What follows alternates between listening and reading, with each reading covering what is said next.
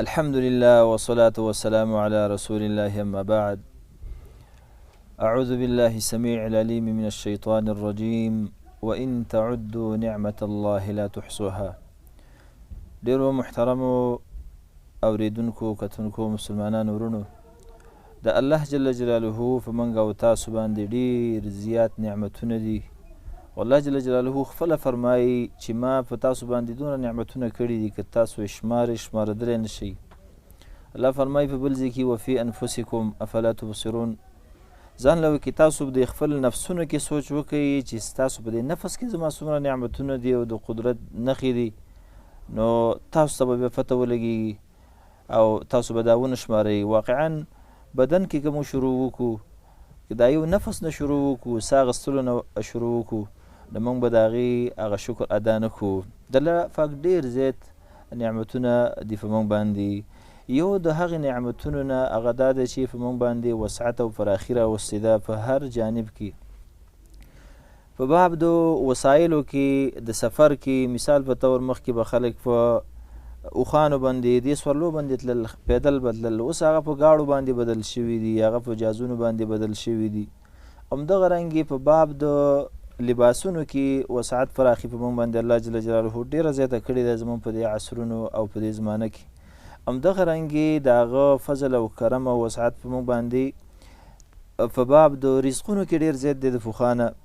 همدغه رنګې یو د الله د نعمتونو نه او د وسعت نه چې موږ باندې کړی دی او زما د موضوع هدف هم دی، هغه دا وسایل دي، دا د تواصل اجتماعي چې هغه د انټرنیټ شو، دا فیسبوک دي وغیره، دا ټول چې دي دا هم یو قسم ته د الله جل جلاله هغه نعمت او اسانوالی دی په موږ باندې. نو غواړم چې د دې هغه فایدې او اهمیت هم بیان کړم او د دې نقصانات هم بیان کړم، ځکه د الله جل جلاله قانون دا دی چې انسان باندې نعمت کوي، دا نعمت په انسان باندې امتحان وي، د دې شکر ادا کې دا ښه استعمالی د الله جل جلاله په اطاعت کې استعمالی، او که نه د الله جل جلاله ناشکري کې او د هغه په نافرمانۍ کې استعمالی. دا وسایل دا ډېر زیات فایدې هم لري او ډېر اسانوالی په موږ باندې راوستی دی. د دې فایدې هم دنیوي هم شته دي، هم دیني فایدې د دې ډېرې زیاتې دي. یو فایده د دې وسایلو هغه دا ده چې په دې سره موږ د الله جل جلاله دین په اسانۍ سره یادوو. دا اوس چې موږ کوم د بیان کوو، دلته ځان له ناستي د پیغام ټلویزیون دا څومره عالم کې چې څومره مسلمانان زموږ وروڼه دي او هغې ته دا غږ رسېږي، هغې اورین، دا څومره لویه فایده ده. په ځای د دې چې به یو عالم پسې به یو جومات ته تتلي او هغه به تا په هر ملک کې نشو پیدا کولی، اوس ته د دنیا په یو ګوټ کې ناستې او د عالم بیان اوري، یو ځای ته هم تګ هغه تا ته ضرورت نشته چې لاړ شي. دا څومره لویه فایده ده او د دې سره د الله جل جلاله حجت هم په موږ او تاسو باندې دی. همدغه رنګې د دین تعلیم زده کول د دې نه په اسانه سره زده کېږي، همدغه رنګې د دین ښودنه هم په دې سره په اسانه سره کېږي. دا اوس چې موږ لګی یو بل سره د دین تعلیم او تعلم کوو، نو دا ټول دا څونه اسان اسباب دي، د الله جل جلاله فضل او کرم دی په موږ باندې. همدغه رنګې دا اسباب دي چې دې په وجه باندې موږ د خپلو مسلمانانو ورونو، خپلوانو، انډیوالانو، دوستانو سره اړیکې لرو، د هغې پوښتنه کولی شو. په ضد دی چې اوس د یو ملک نه بل ملک ته سړی لاړ شي، د هغې پوښتنه وکړي، دغه موبایل دې راویله او ټلیفون ورته وکړه، د هغې حال احوال او د بیمارپرسۍ وغیره هغه پوښتنې په دې سره کېږي. دا ټول اسباب الله جل جلاله موږ ته مهیا کړي دي، تیار کړي دي او د دې نه دا استفادې موږ کوو، دا اخلو. باید چې نور هم د دې نه وکړو او په دې کې موږ ځان مصروفه نه کړو، بلکې د دې نه ښه استفاده وکړو، د دیني استفاده ترې وکړو. او همدغه رنګې په دې کې دنیوي فایدې هغه هم شته دی چې ډېر اعمال، فرصتونه د کار، تقریبا د 6 میلیونو نه زیات فرصتونه د کار په دې وسایلو باندې نن سبا دي، چې دنیا په ګوټ ګوټ کې په دې باندې انسانان، که هغه مسلمانان دي او کافر دي، په دې باندې لګې دي، په دې باندې خپل رزقونه هغه ګټي. نو دا هم یو اسباب دی د دنیا چې اسانوالی راوستی دی. لیکن د دې سره سره د دې اضرار هم ډېر زیات دي. داسې اضرار لري څنګه چې په دې وجه باندې ته د الله جل جلاله دین زده کولی شي، قرآن حدیث په دې سره زده کولی شي، الله په دې سره راضي کولی شي، په دې سره ته جهنم ته ځان وغورځوي العیاذ بالله، په دې سره ته الله ناراضه کړي د ځان نه. د باید چې د دې نه موږ ځان وساتو. یو د دې د نقصاناتو نه او د اضرارو نه دا دی چې دا ډېر زیات وخت د انسان ضایع کوي، او خاص کر هغه طبقه چې د هغې اعمار عمرونه کم وي.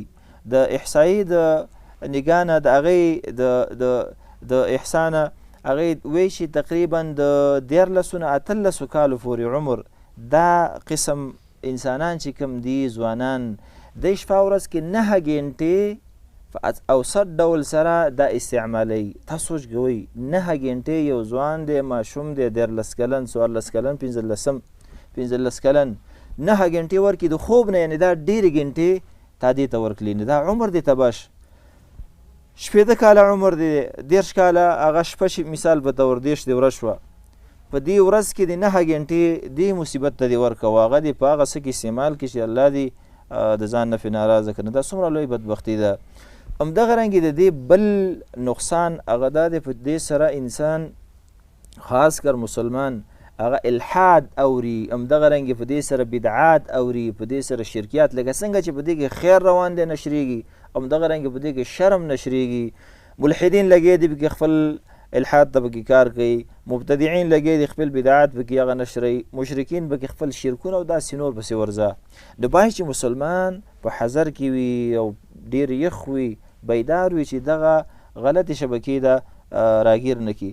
همدغه رنګې دې اسبابو دې وسایلو هغه فتنې موږ ته رانږدې کړي دي. پخوا به غالبا داسې وي دا د فتنو او د دې شرونو د دې ځای مستقل معلوم و، پلانکي ځای کې یو مردار اډه ده، ولته دا شی نه اورېدل کېږي او سینماګانې یو دادي. که د ډېرو خلکو زړه و چې لاړ شي، د دې د وجې نه مطلع نه شي چې هلکه ما به خلک ویني، زما ناسته هلته څنګه ده. لیکن دې اسبابو دغه فتنه راوستله او زما او ستا جیب ترې راوستې ده. د مور و پلار په کوټه کې به ته ناست یې، بړستن به دې په ځان اچلي او دقه څومره د دنیا شرونه او ګندونه چې دي دا به ته اورې. دا څومره عظیمه فتنه ده او څومره لوی ضرر دی. هغه به په تا باندې ښه ګمان کوي، بچی مې دی هغه ناست دی بړستنې په ځان اچوي، لیکن ته به په کوم ځای کې او د چا سره په رابطه کې په تواصل کې. د دې وجې نه د دې نه ځان ساتل کول پکار او ځان هغه یخول کول پکار دي. همدغه رنګې د دې شر خلک په دې کې غلط تصویران نشروي، داسې غلط شیان نور نشروي، هغه انسان اوري. باید چې دې نه هم سړی ځان وساتي. همدغه رنګې مسلمانانو ته دا هم تنبیه ورکوو، خاص کر دا ځوانان چې دي اکثر په دې کې دا ډمان وغیره هغې پسې روان وي او هغه نشروي، د هغې ګناه کوي. یو غلط تصویر تا شیر کړو، څومره خلک چې اوري هغونه ستا ګناه ده په دې کې او هغه ایني. نو اوس موږ له څه کول پکار دي؟ هر کله چې په دې وسایلو کې دا د الله یو قسم ته نعمت هم دی او بل طرف ته په تا باندې امتحان هم دی، په دې کې فایدې هم شته او اضرار هم شته. نو څه کول موږ له پکار دي؟ نو دا کول پکار دي چې دا په خیر کې استعمال کو او فایدې ترې واخلو، د شر نه ځان وساتو. څنګه به دې ځان وساتو؟ یو طریقه دا ده چې خپل وخت دې ته هغه خاص کو. همدغه رنګې د خپل اولاد د بچو هغه خاص کو، هغه وله ورکو چې هلکه ته ورځ کې دونه ګوره او دا خیر کار پې ګوره، خپل درس پې ویوه، دا پې وکړه دا پې وکړه. دویم دا ده چې د خپلو بچو خاص کر د هغې موبایل یې دا وخت باندې وګورو، داسې فرې نه دو اعتبار پې ونه کړو، ځکه ماشومان یې هلکان وخت هغه وګورو، هغې کې چې کوم نقصانات وي شیان وي هغه ترې لرې کړو، دا ترې دغه کړو.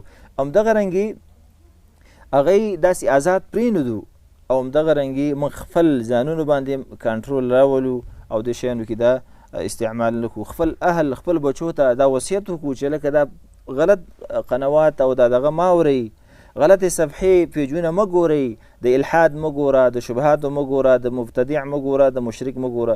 همدا شیان دي چې په دې سره ډېر خلک د اسلام نه هغه وځي، ملحدین شي. همدغه رنګې نور افکار غلط هغه یې زده کړي. د الله جل جلاله دي د دې اسبابو د نعمتونو د شر نه موږ وساتي او کوم چې خیر الله جل جلاله په دې اسبابو کې ایښی دی هغه خیر دې موږ او تاسو ته را په نصیب کړي او د ټول اسلامي نسل اصلاح دې په دې باندې وکړي. هذا وبالله تعالی التوفیق والله اعلم.